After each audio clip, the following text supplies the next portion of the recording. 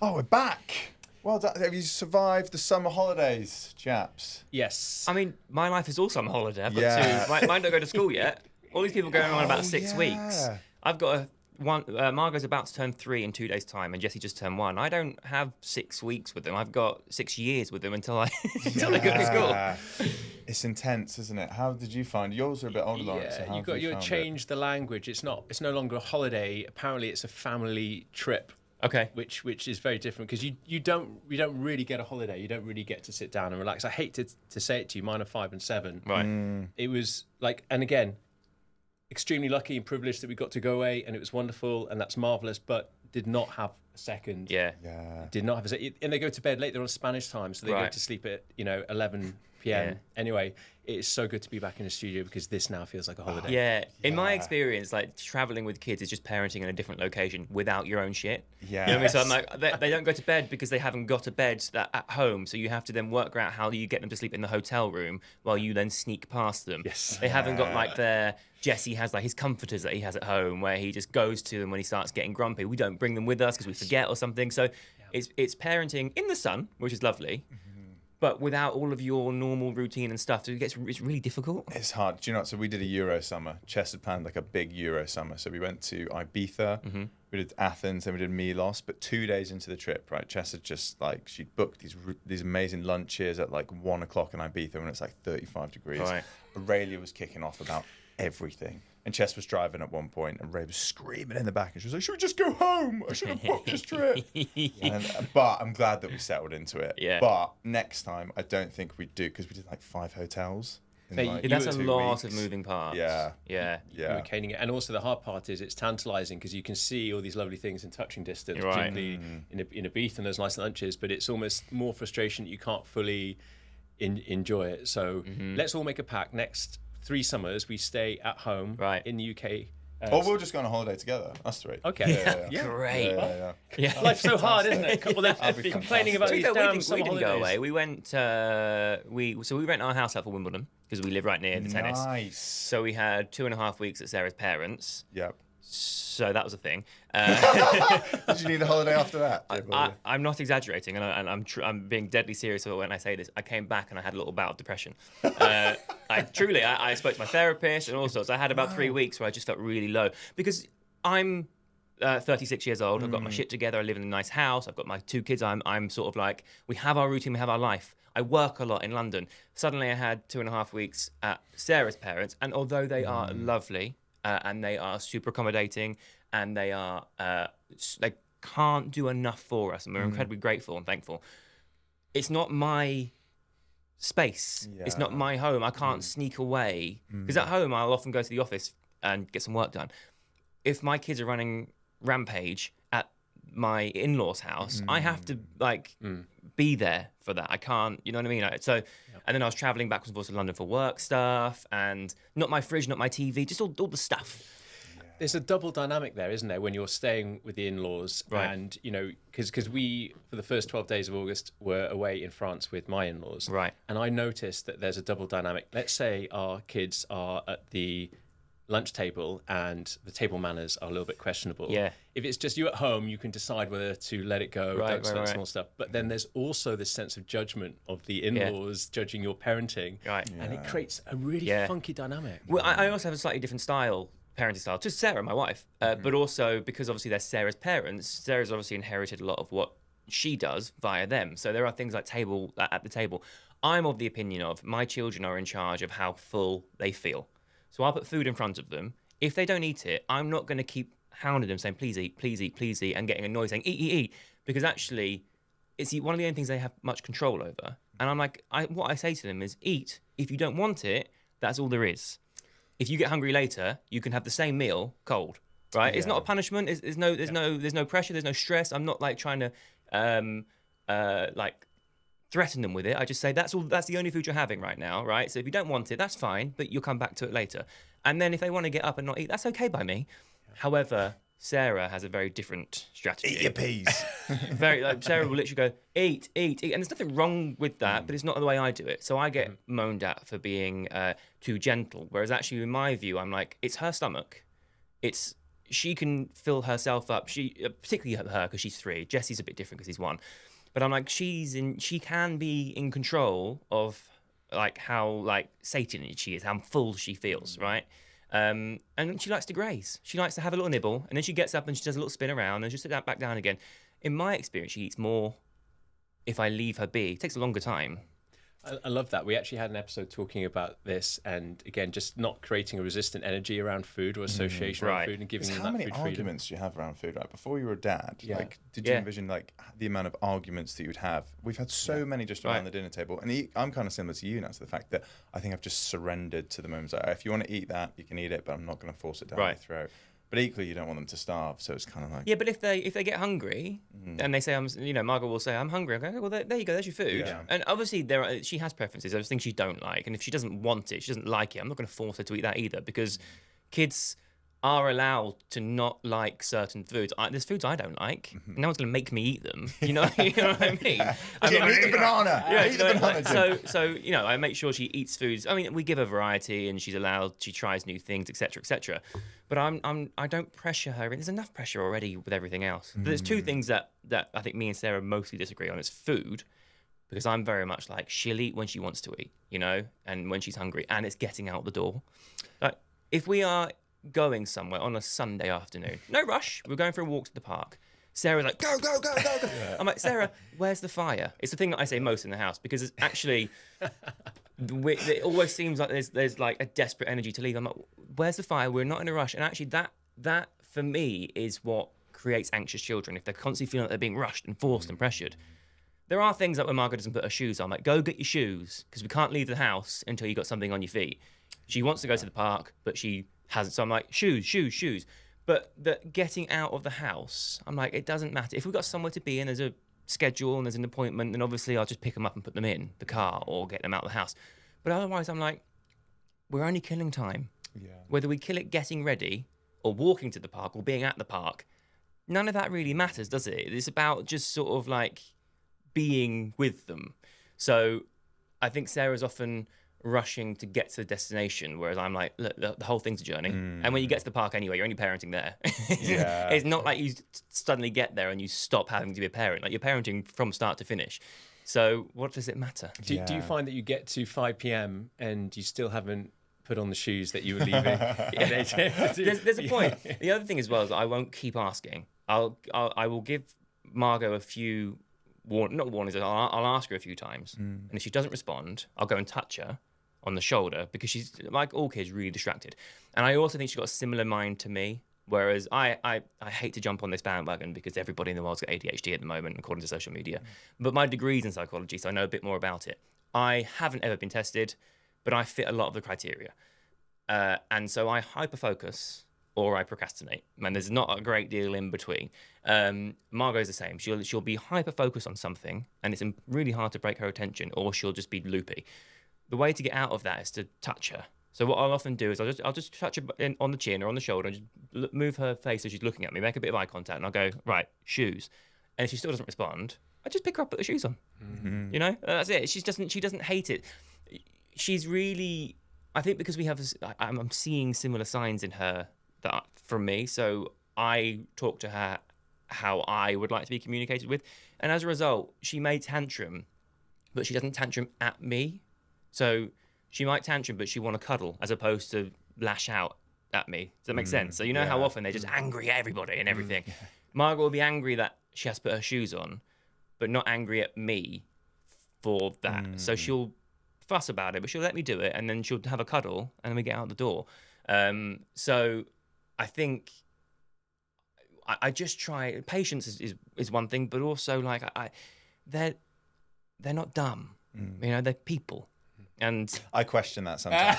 I question that. I mean, they are dumb. Of course they're dumb. There's not a thing Margaret's ever told me that I don't already know. So you know, she's not smart. Don't get me wrong. She's nearly 3. But she also is like, she's sentient. She's aware. Yeah. She understands if I give her instruction or I ask her something. And also, I don't solve all of her problems. Like if that's really important, isn't it? I really think the key sometimes to kids is in manageable frustration.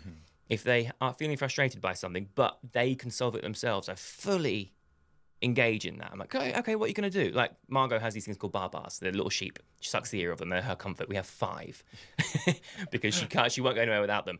And sometimes she'll just sit and go, I want barbar. And she wants me to get it. I'm like, well, you know where it is. Go on, you go get it. And sometimes she put up a bit of a fight. But I'm like, I don't need to get it for you. And me getting it for you isn't actually a learning experience at all, right? You just know that daddy will solve things. Yep. So simply by me saying, right, they're in the kitchen. Off she tots, goes and gets it, brings it back. I'm like, you've done that yourself. You followed my instructions. You know where it is because I told you. You went and got it. You've solved your own problem, and it was frustrating for you, but it was so fixable. It's great. So we make quite a big thing in our house. If Ray's done something by herself, it's like we really big it up. Like, we've had real issues with sleep since she's been born. Right. So even like last night, she was having some. Have you had night terrors at all yet? I was going to talk to you about this. Have you had night terrors? I had one last week when Chess was away on the Wednesday night, and it was one of the most terrifying experiences I've ever had. But you yourself or Ray? Ray. Right. Yeah. I just wake up punching myself. But yeah, she just woke up in the middle, and she's never been a great sleeper. But the other night she did sleep through the night. She woke up in the morning, and we were like, and she comes down, oh yeah, I can do that. So I really think there is something in that, in a parenting style, where you really reward them, even for the most mundane of tasks, like putting rubbish in the bin. Yeah, 100%. Yeah, I really think there's a key in, like I'm always saying to Sarah, frustration is where they learn. As long as it's not if it's things like they're trying to reach a shelf and they can't because they're just too small. Yeah. If it's something that they can solve. Like I see Margot do things now that are really quite smart. Like she couldn't reach the sink the other day. So she just totted off to the toilet where we have like a little stool so she can use it. She went and got it, put it down by the sink in the kitchen, and just played in the sink for ages. Just running around like clever. And she'd never have done that if we just always solved all of her problems for her. And I think it really helps to make like kids who have some autonomy, like some independence, some like because listen, the problems are only going to get bigger as we get older. Yeah, and if you are learning already how to fix things, I don't want them to always. I will always be there. So will Sarah, of course, until we die.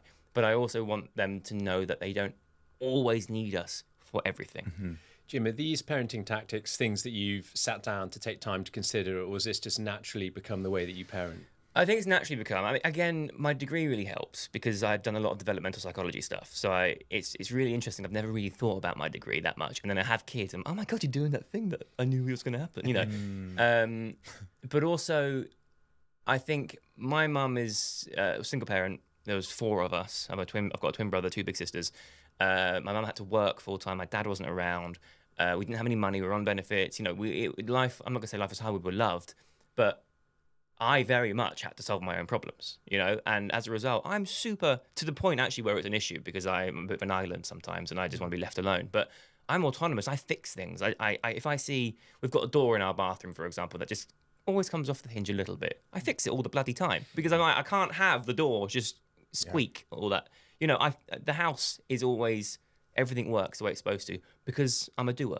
And that's partly because my mum didn't have the capacity to like really smother us because she was working and looking after 4 kids who are different. I've got a twin brother. My sister's 10 years older than me. And I've got one in the middle who's 7 years older than me. So we all have very different needs. Mum was juggling. Wow, your mum sounds amazing. I like her. Yeah. She's pretty good. Respect. Like yeah, she's all right. She's pretty cool. Can we go back to the start, Jim? Because I don't know much about the YouTube world, really. I know a lot about social media. Me neither anymore. But how did that all begin for you? Because you are like, I said to Lawrence that Jim was coming on. He was like, oh my God, he's like an OG. Oh yeah. You've got skin in the game. I've known you for years again, Jim. I've been watching you. So how did that happen? Oh, I mean, accident. Again, I was saying to you before, I've always been really creative, right? So my degree was psychology, and what I discovered, I loved it at 6th form level because it was also new and interesting, and like I love the mechanics of the brain. But actually taking it as a degree, I realized that a lot of it is just remember this date and remember this fact and remember the name of the guy who did the study, right? Other than that, there wasn't a great deal of room for interpretation. It was very much like it was science, like this means that. And also everything we were learning was from the 60s and has been outdated when I was doing my degree and outdated again now, right? So it was the syllabus, so we had to learn it. So I didn't have any sort of creative freedom doing that. I used to draw all the time. I wanted to be an illustrator, and my toss-up was illustration or psychology, and I thought it'd be more of a career in psychology. And then I graduated and I realized that to do like a cool job in psychology, one of the good ones, then you have to go back and specialize. So I started doing a master's, but I was doing it part-time over 2 years rather than the one, because I was paying for it myself and had no money. So I was working full-time at the same time. But I wasn't drawing anymore. I had no creative outlet. So on the weekends, I would create content because it was my way of doing a thing that felt constructive.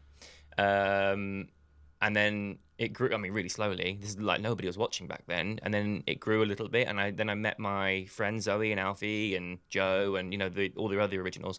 And actually from that point, it kind of snowballed, exploded, because I think actually our audience were just watching us become friends. And back then, social media was about adventure. And it was about like harmless fun. And it was about like just entertainment, whereas now it's about selling shit to everybody. So it was purely a creative pursuit at the start. But did you foresee the commercial aspect coming in? No, I mean, I was thinking about, I was going, what's my next move? There wasn't earning any money from it. You know, I was like, what do I do? Like, I don't want to be, at the time I was working in retail and insurance while I was studying, and I was cold calling people to sell their car insurance at one point. I was data entry, because in Norwich where I'm from, it's not a very big city. There aren't loads of for the level I was at with like my education, and like, you know, there wasn't loads of jobs for me to have. You know, that was kind of it. And so it was just an escape, really. I had no idea it was going to go anywhere, and I was thinking, I was applying for jobs constantly, thinking, what do I do next? And then Dom, who ran Gleam, was already working with my sisters, and we went for a coffee, and he started Gleam around me and my sisters and a few others. We used to meet in a Cafe Nero, and I was like, Dom, I'm 23, I can't do this, you know, I need to get like a job. He was like, stick with it, get a job by all means, but don't stop doing this, there's something in it. And then obviously he made Gleam, which is the management company, which was the biggest and the best around. I didn't know that. That's and without him and without the team who really nurtured, and this is another thing about social media, is that now it's so transient and it's so quick, and people have 15 minutes of fame, 2 years tops really at the moment, and nobody invests in them. By the time they're washed up, they're finished, they've got no, like, they've already been someone by the time in their mid-20s. What do you do for the rest of your life when you've kind of peaked at that point, and then you have to go and get like a normal job that's no longer, you know what I mean? Like, I've been so fortunate that, for one thing, when I first started, I had an audience of people who were committed to me as opposed to the platform, and so they followed me from YouTube onto Instagram, and you know, and they've invested themselves into my life, which is glorious, and it's lovely, and it means I've had like 17 different like versions of myself, you know, because started off in my early 20s, I'm now 36, about to turn 37. And do you find that difficult, having to show like a new version of yourself every time? It's like, okay, now I'm Dad Jim, this is what I need to align my values to, this is what people expect. Yes and no. It's been fairly organic, because as I've grown up and as I've matured and as I've become a man, my content's naturally changed. I'm not going to be doing this Chubby Bunny challenge now at my age. You know, I'm not going to cover myself in baked beans anymore. Put baked beans away. I've got a rucksack of my audience won't respond to that. I've been able to sort of grow up gracefully online. So I've been really fortunate that they've supported that, my audience. And when I do other things, they'll often, like, there was a time when I did a lot of presenting, and I would fill the set, like, you know, you used to do things at Leicester Square and do premieres and things, and a lot of the audience would turn up for me, not just for the film. So I always had people who were there to cheer me on, and it was lovely, and I felt so supported. When I was doing like the fashion stuff for GQ and everything, you know, I've been really lucky that people have really gone, oh, great, good for him. Nowadays, I think it's much, much harder to have an audience of people who will care about you and not just the content you make or the platform you're on. Do you think it's become a bit of a tail wagging the dog scenario now, where there was a transition period where initially it was about authenticity to the individual or the creator in the purest form, but at some point trends and algorithms took over and people started to shift their content towards facilitating 100%. that? Yeah, 100%. I think if you look at my stuff, nowadays teenagers are super attractive. They look like they're in their 20s.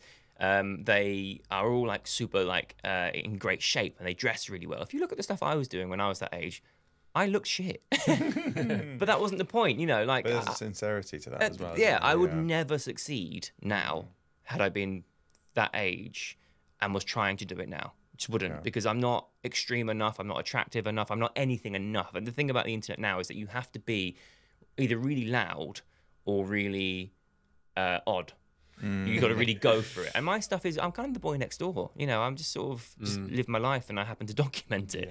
Controversial or something, you get that a lot. Yeah, exactly that. Like nowadays, people have to keep pushing the envelope to get their audience, and they get to a point where either they go too far and get cancelled, or it starts to dwindle for them, and then they're desperately trying to claw at it in order to kind of keep their career alive. And it's the thing that kids want to do most now. Yeah, it's crazy, right? It's the most like sought after job for children, and that's great because it's loads of creativity, and it's like can be the best thing in the world, but we can't all do it. What would you change about social media if you could? I think it's as simple as proving who you are. Right? If you upload a copy of your passport before you start an account, people will then be much more likely to be kind. Right? I'm really fortunate I don't get loads of hate, but I see it all the time. And I just think that actually, if all you had to do is prove who you are, you're then no longer anonymous. And you have an identity next to the comment you make. And therefore, people will be kinder. Because the internet isn't always a nice place. No, it's not. And I think just naturally, the human instinct is to weigh into the negativity as well, right? Totally. You'll get 100 positive comments, but you get that bad one. It's like, oof. Oh yeah, I don't read my own press. I don't obviously reply to the comments on my Instagram and everything, but other than that, I don't listen. I won't listen to this podcast. I won't. Fair enough. I don't. You listen to it. I don't. I do. I can't listen to myself back. I watch it back and I edit it and upload. You know, I really enjoy the conversations that we have. Just for the record, carry on. But I don't. Once I've done a thing, I don't think about it again, because it doesn't. Even if someone's written an article about me in the press or something, and it's really, really lovely, I've never read something and gone, oh, that's really, really great. I'm always like, oh, they could have said this. And if it happens to be negative, then it's soul destroying. So I just don't. I do my job and then I go home. And I don't think about it much more than that, because it's what I do for a living. It's not who I am as a person. If and when this all goes tits up, or if I am lucky enough to be able to leave it and say thanks very much for your time and I'm stepping down now, either way, it doesn't affect who I am as a human being. You mentioned identity there and your job not being who you are. I loved some of your recent posts, but one of them in particular, because I was just looking through, you know, your profile page this morning and just like loving it. And one of the posts that you got at the top is about being a dad and still, but remembering yourself away from the role of being a dad. Sure. Yeah. Is this something that you reflect upon at all? Yeah, it is. I think it's really easy to suddenly just become parent, and particularly in the early days of being a parent, is that, oh my god, I've got little people. I mean, your kids are a bit older now, so perhaps you can come out the other end of it. But like when you are just so engrossed in little people and keeping them alive, keeping them like happy, making sure they're developing well, it's really all consuming. But I've worked really hard to have a kick-ass career, and I don't suddenly want to be reduced to just dad. You know, like I do other stuff too. I also happen to be dad, and the beauty of my job is that I get to have more time with my kids than most dads, because I'm not in an office 5 days a week, you know. But there's much more to me, and just having children doesn't negate the other cool shit I get to do, right? So I'm really conscious of making sure that there's more to me than just my kids. And also, like, I don't want my children to have the pressure of me being like, my life is now you, so like do a good thing, you know. Like that's not fair on them. I want them to be able to be who they want to be without the pressure of me constantly. Like, they're not an extension of me. They're so much better than I ever was, and you know what I mean. They're bloody fantastic, and they are not like whatever they do doesn't reflect on me. It's their life. I just get to sort of guide them through it, right? So who is Jim Chapman when he's not a father or fulfilling his professional responsibilities? I just go to stasis. I just hibernate. No, just don't exist in it. No, I'm actually, do you know what's really weird is that I've never been an extrovert. I know my job is very forward facing, but I stumbled on it by accident, and I've learned how to sort of like use that part of me. But actually, in between that, I barely talk. It drives Sarah mental because she's a chatter, and I don't talk unless there's a purpose to it. I think loads, and my brain's never quiet. I create lots. Like I write, I illustrate, I have to, or I draw, or I do something. I have to always, saying to you earlier, for me, a day isn't complete unless I've accomplished a thing, I've made a thing. So I'm always really busy and really active. But actually, I think it would surprise a lot of people that I'm really quiet. Yeah. Your latest post, which I also loved. God, you've had a real good look through Jim's socials, haven't you? As I say, I've been watching you for many years. Your latest post, you were talking about that internal dialogue, right? Yeah. Is that something that you experience a lot? And what's your understanding of that internal dialogue? Well, I mean, I have an internal monologue. Not everybody does, which blows my mind. Like, what do you do? Like, who's in there with you? Like, it's empty. Just, I don't know. So I talk to myself in my head, but when I do, it's we, which is odd. I'm like, oh, we're gonna do this now. I'm like, well, who's? I'm only me. Who else is in there? But it is, yeah. It's always that's how I communicate with myself in my head. When do you think you noticed that dialogue for the first time? I've always done it. You've always done it? Yeah, always. I find mine's increased massively since becoming a dad. Has it? No, Like, I don't yeah. think I've... In fact, it's only really quiet. This is going to sound really, really ridiculous, but it's only really quiet when I'm with the kids. But I think that's more because I don't have a chance to think. Because I am really pensive. I'm really thoughtful. I quite like to think it's broody and mysterious, but it's not as miserable most of the time. And so I'm always in my head doing stuff. And a lot of it's what's called a phonological loop, right? Which is a mechanism in your brain that allows you to sort of talk to yourself, but you can't have two conversations at once. So if I'm talking to myself, but also my kids talking to me, that goes because you can't do it. That's why, for example, things like when you're feeling anxious, counting really helps because you can't think the things that you're thinking if you're already saying the numbers. You can't do two things at once, right? So it focuses your mind on something else. 1, 2, 3. Yeah.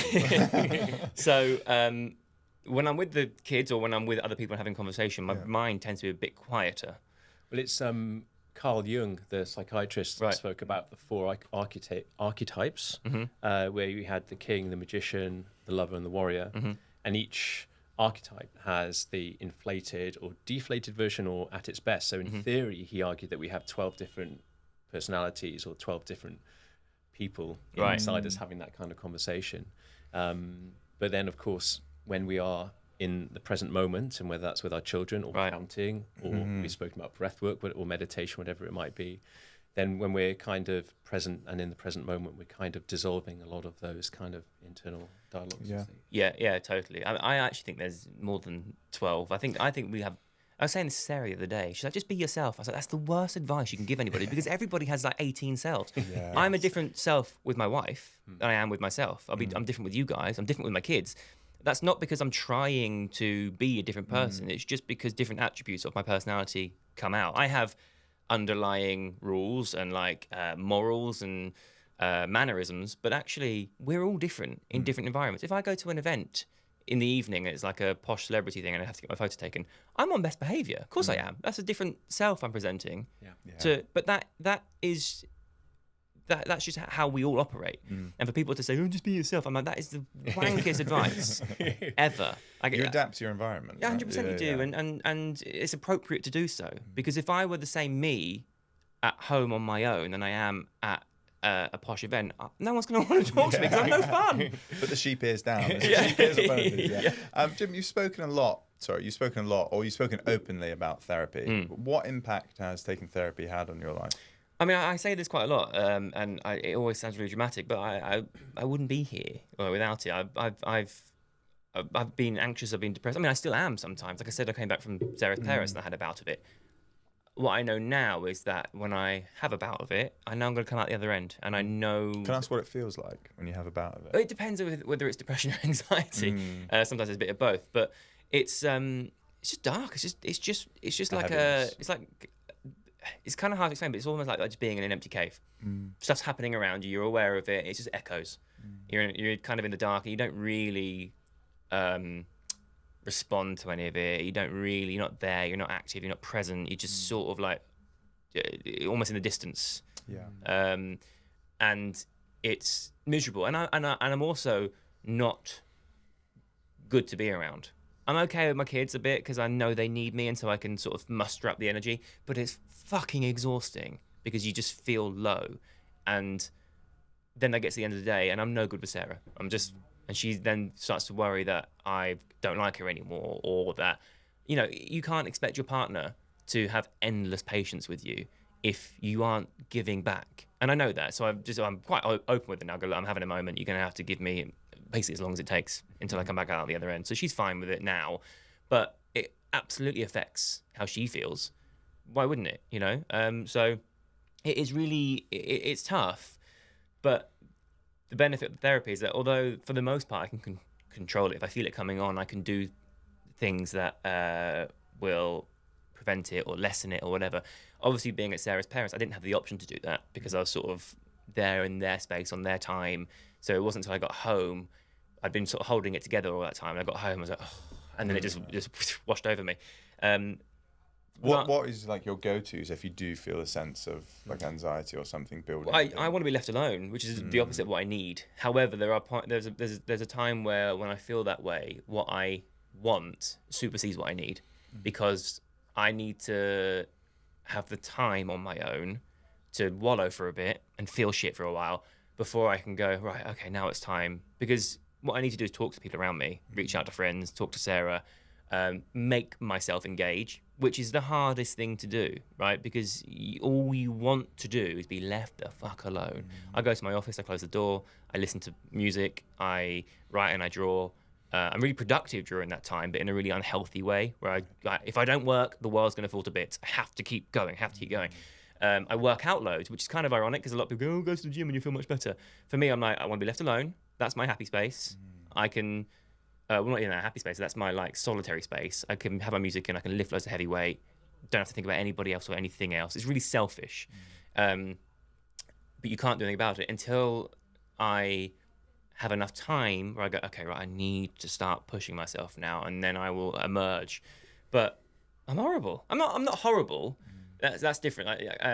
What I will say is, for example, when Sarah feels off, she becomes quite hostile. I don't. I become really insular. Yeah. And so we operate very differently. But sometimes me being insular can set Sarah off because she doesn't feel loved or appreciated, and then she can become hostile, which then it makes it. We got through a really tough time last year where exactly that happened. My sort of desire to be left alone set her off, and then she was angry at me and I was sad, and it ended up being a pretty vicious cycle until we actually well, we both need to fucking stop this. We both need to. So similar, man. Like I resonate with that so much. Right. I completely shut down. Like we've spoken about this quite openly on the pod, but yeah, I had a really tough time after Aurelia was born and had postnatal depression, which guys I didn't realize you could get. Of course you can, yeah. And then like I completely shut down, and then similar like that, but your partner would kind of bounce off that energy. Cool. Like if you're around that environment enough, right, that's the person that they're going to become. Absolutely. So we've had to work really hard on that. Yeah. Like I think that I wish before having children, somebody says to you, look, you're going to have this child, it's going to be amazing, but it's going to be really, really hard. It's going to be a massive challenge in your relationship. What do you feel like you and Sarah have had to work on in your relationship since becoming parents? Oh, so much. Yeah, so much. It's also happened really fast. We've only been together 5 years, right? We met 5 years ago. In that time, we've we met just before the pandemic. And I think the pandemic really accelerated. I think it was either make or break for a lot of people. So at the time, and actually even more than that, this was off the back of my breakup with my ex, who had been with for 12 years and who's also online, so is well known. So suddenly the press were on my case about it. And the press only found out that I'd broken up with my ex 6 months after we actually broke up. And we were only sort of like hanging in there for like the last 18 months of our relationship. So we'd already gotten over each other. Do you know what I mean? And then I met Sarah about 6 months later, but on our second date, someone took a picture and sold it to the press. So actually the overlap looked ridiculous, but everyone was like, oh my God, he's cheated, which of course I did not. But the timing of it was the press wrote about me and my ex breaking up, and then literally about a month later, hey, here's Jim with a model. So Sarah was the other woman for a long time. And it was really hard for her to go from fairly, like, you know, low profile. She didn't really have a following online and all that stuff, and then suddenly being thrown in at quite a high level, being written about daily in the Daily Mail or whatever as my mistress, which she obviously never was. Then the pandemic hit, and I was just moving into a flat. Sarah moved in. I was like, hey, look, this is working. Come stay with me, because her lease was up in the old place. So suddenly we were living together. Pandemic hit, and we stayed at Sarah's parents during lockdown because Sarah had a panic attack. Just as, like, do you remember when in Italy you had to have like a pass to leave the house? Yeah. Right. Sarah's like, oh my God, it's going to happen in London. All right, get in the car. We'll go see your parents for a bit. 2 days later, Boris announced lockdown. I was like, fuck. Oh. So we were stuck there for 3 months. I don't know her at that point, about 9 months. So we were living with her parents for ages. And then we got pregnant and we got engaged, and like a lot has happened in 5 years. And now we've got 2 kids. Suddenly, and now Jessie's a year old. Things are starting to settle. Yeah. And only now we're coming up for air going, fuck. What just happened? We just got in the car, we left the house. And I feel like we only met 5 minutes ago. In half a Boris decade. said something about staying in your house, and now I've got 2 kids. It's been half a decade, and we've done about 15 years worth of stuff. And so we had to learn, because again, obviously during the honeymoon period, you don't really argue a great deal. Suddenly you have all these responsibilities and everything. And we communicate in such different ways, in that she communicates and I don't. Yeah, so true. Yeah, I feel that so much. I feel like our relationship really started when I went to therapy, and the therapist said to me, ask your wife what it's like to live with you. Yeah. I remember going and thinking, shit. Yeah, It was the toughest thing I've ever had to do. But I genuinely feel that those really difficult conversations are so important. They really are. Like, we went through a really rough time. Last year, Jesse, my youngest, was sick. He wasn't like drastically ill, but he basically had reflux, and so couldn't eat, and then so couldn't sleep, and he was losing weight really, really quickly. We had financial problems because I spent loads of money on buying the house and then renovating it, and then had a quiet year. So I was like, I've got no money, I've got a sick kid, I've got a toddler. We were just falling apart at the seams. And we hated each other for a while. We didn't talk. She'd walk in the room, I'd walk out. And it took a lot of big conversations about what happens next for us to actually open up. I felt like I wasn't appreciated because I'm like, I provide, I've given you everything I've got, you know, and I'm not getting enough in return. And she felt the same, because she's like, I'm giving you all my time to raise the kids while you're working, you know, but we just weren't actually communicating that effectively. She'd tell me her thing. I'm like, no, but me. Yeah, and then I tell her thing. She go, no, but me. And actually, a little bit of empathy goes such a long way. And we've had to learn. We still argue, don't get me wrong, and we still miscommunicate quite a lot. And I would say it's mostly me, because she is much more open to communicate. And like I just said to you, when I feel shit, I go dark, I go quiet, I go insular. I don't want to talk. And so how she's expected to know how I feel if I can't tell her? Which most men do, I think. I think a lot do. Yeah, I think it's more common in men. My mum is very much like me though. And she's not a man. How did you navigate those challenging conversations when you're kind of buffeting? You're both. We had therapy. So how did that play out for you? I was really anti it, because I obviously have individual couples therapy. Yeah, I have individual therapy, and I have had for years. So I was like, no, I'm fixed. I don't need it. I already talk loads, so it's on you. And I was really probably arrogant about it, actually, because I was like, it can't be me, because I'm I'm fully aligned. And then we started talking to someone, and the guy was like, Jim, you need to communicate. I was like, fuck, damn it.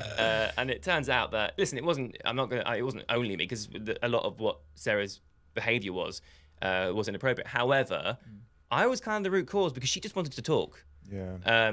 And it was my lack of communication that led to her behavior. And like I said, she gets angry, and she can be quite spiteful. But she'd never have got to that if I had just opened my mouth. Yeah. You know, I can't expect her to keep taking my shit forever and then come back when I'm going, hey, I'm all right again now. You know what I mean? It's not fair. It's not how, but she's not my therapist. You know, she's my partner. It's not her job to fix me. And so I needed an ass kicking, actually, to be totally honest. None of it was through, this is the thing with me, I don't get angry. It wasn't through, I just went really apathetic. I just don't think that compassion, it just brings down the walls. It just dissolves. I almost needed a third party to go, mate.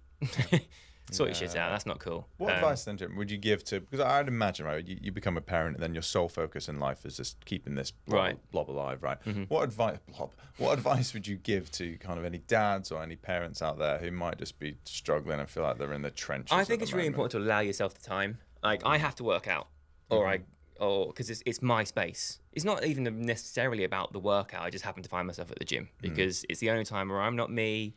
I'm not dad, or I'm not husband. I'm not working. I'm just sweaty. Yeah. And you get all the endorphins, but whether it's a workout or it's a walk or you go to a coffee shop with a mate, whatever it is, you need that time. I'm always encouraging Sarah to get out of the house. Or I got home from the gym yesterday and I could see that she was frazzled. She had them both on her own. And so I literally didn't even shower. I just put Jessie in the pushchair, took Margot by the hand, walked out the door, took him to the park for a bit, and just had a run around so she could have 20 minutes, an hour, whatever it was, just to like do whatever she wanted to do. What she ended up doing was making Margot's dollhouse, but because for her birthday. But she got to do a thing on her own.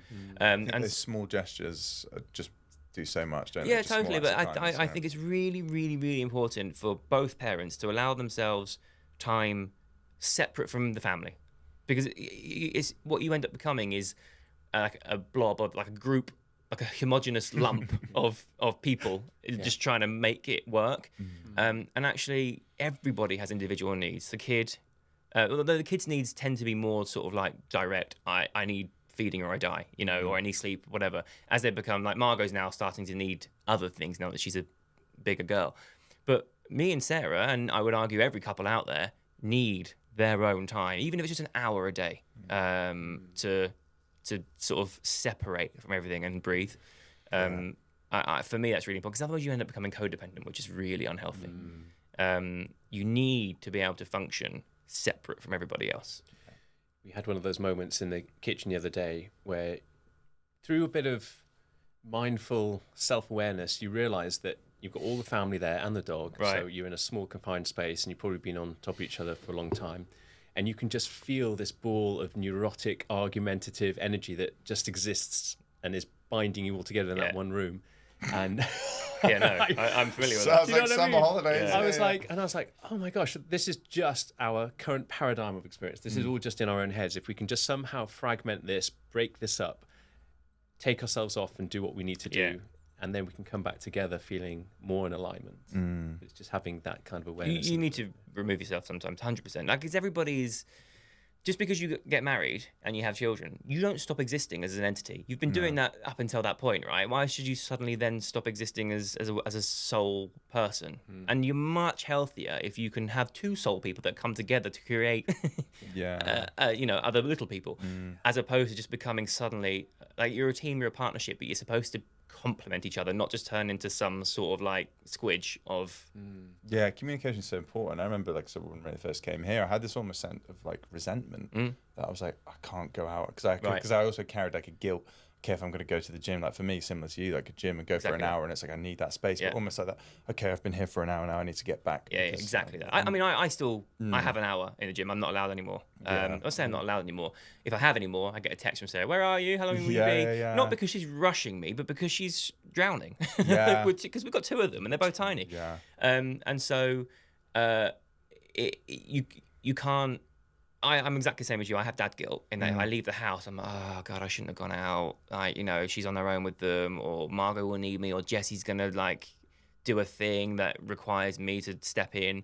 But if I don't have it, I'm worse. Yeah. So totally. If Sarah knows now, give me the hour, let me come back, and I'll be refreshed and a much better partner, a much better dad, a much better person, much happier, and I can do more, as opposed to not going for that hour and then just struggling through the day and being no fun for anyone. Because I think this is also new to us as well. Like dads that we have, that we're quite lucky we get to spend a lot of time at home, but equally it comes with its challenges. It's like that sense of, okay, yeah, I do need to go out for an hour and have a bit of me time, but I don't want my partner to drown with the toddlers for too long. And it's navigating that for the first time. Yeah, I think for a lot of time now that people work from home and increasingly dads don't just go to an office, right? Because people can work in so many ways.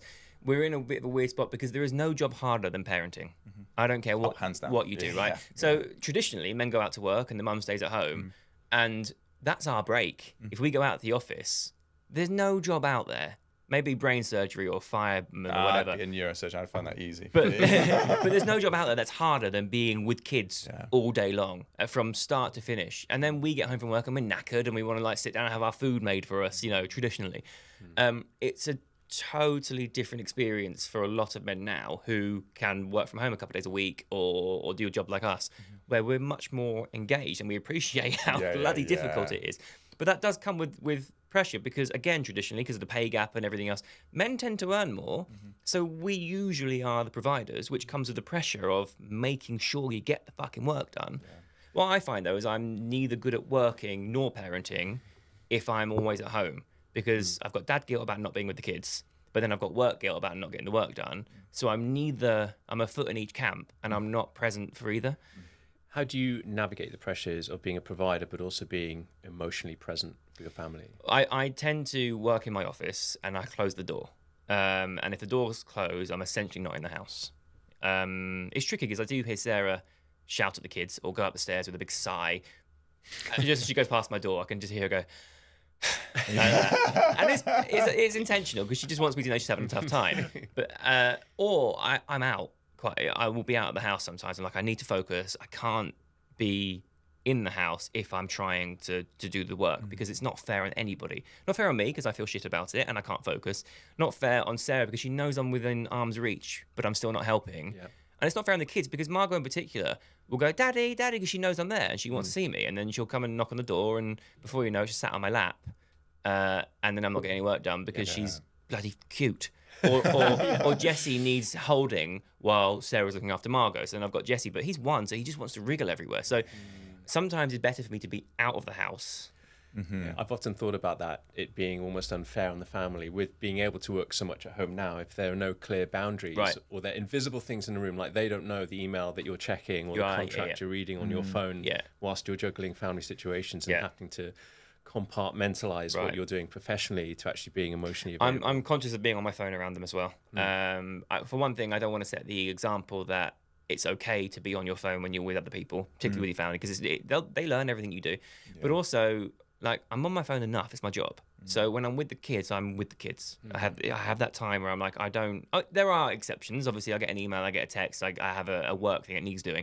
But for the most part, my phone's either in my pocket or it's face down on the kitchen counter, and I'm with the babies doing whatever they need, you know? How good are you at walking out of one room where you've just done a hard work task and you've had to have a lot of focus on that to walking into the next room where all of a sudden you're into the flow of family life and you've got to switch onto that? I'm actually okay at that. I love spending time with the kids. Don't get me wrong, it's really stressful.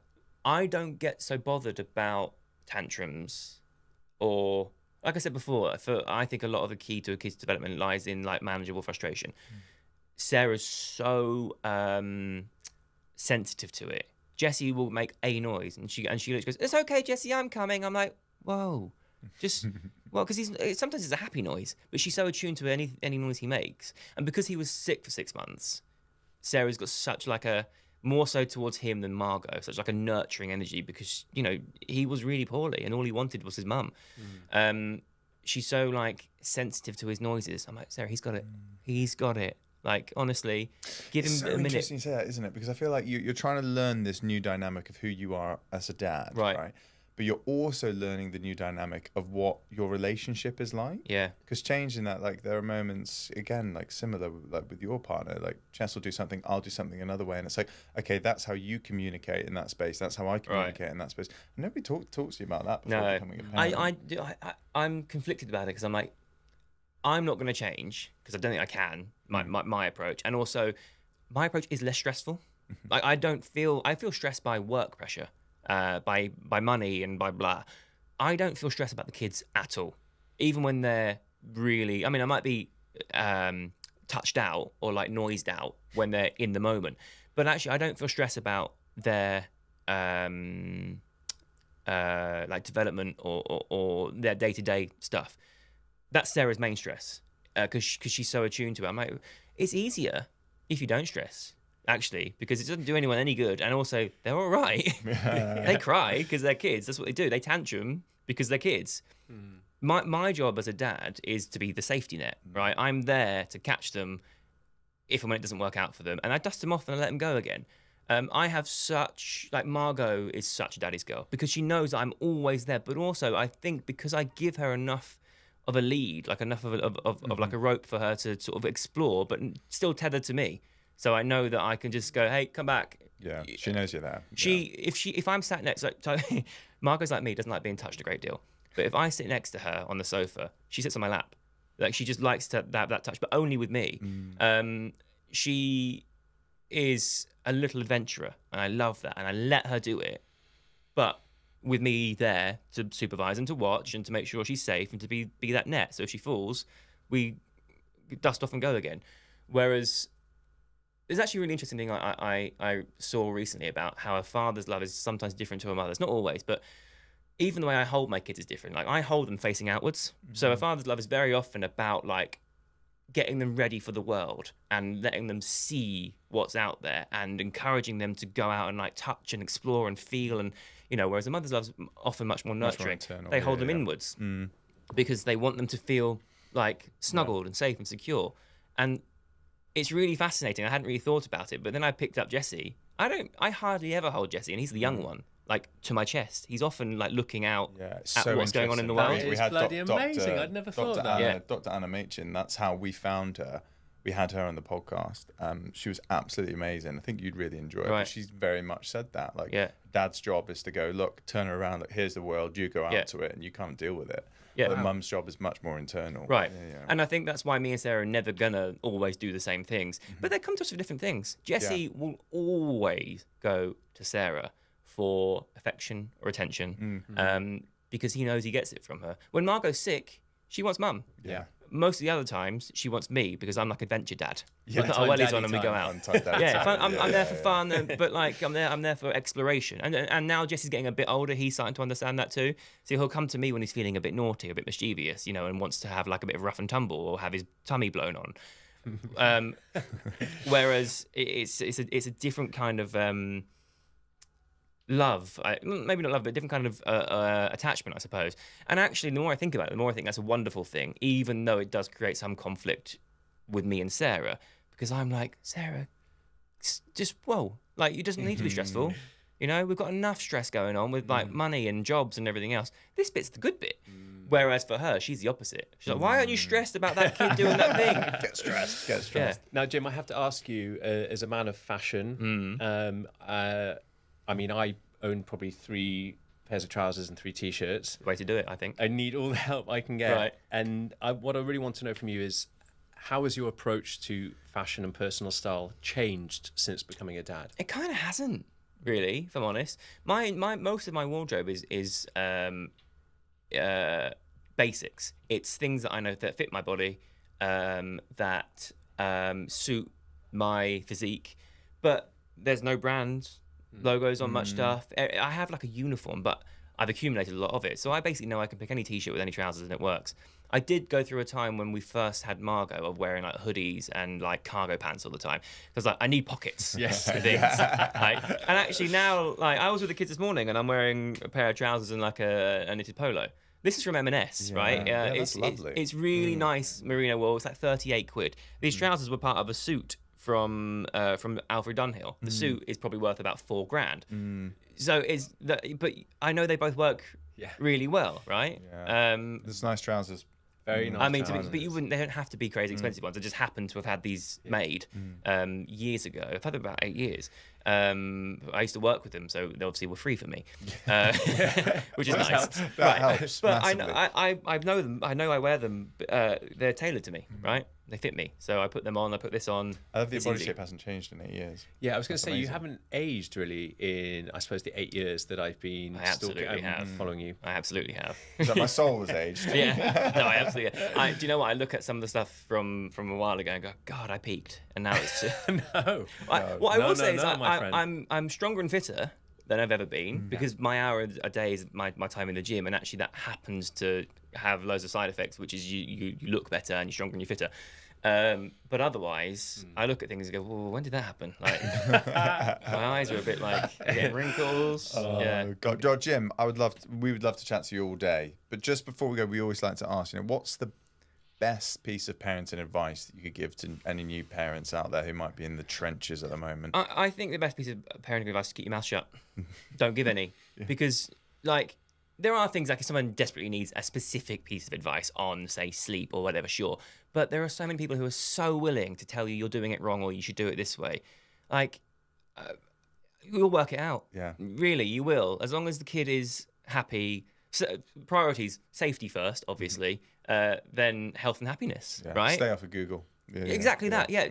Put your phone down. Stop being on like TikTok and Instagram and learning what other people do or like shitty advice. Because actually, by being on the phone, you're not spending time with your kid in the first place. So put your phone down, and then you'll be subject to less shitty information, and you'll just work it out. Perfect. Love that. Jim, it's been an absolute pleasure. No, Thank you so much. Thank you. Thanks so much, Jim.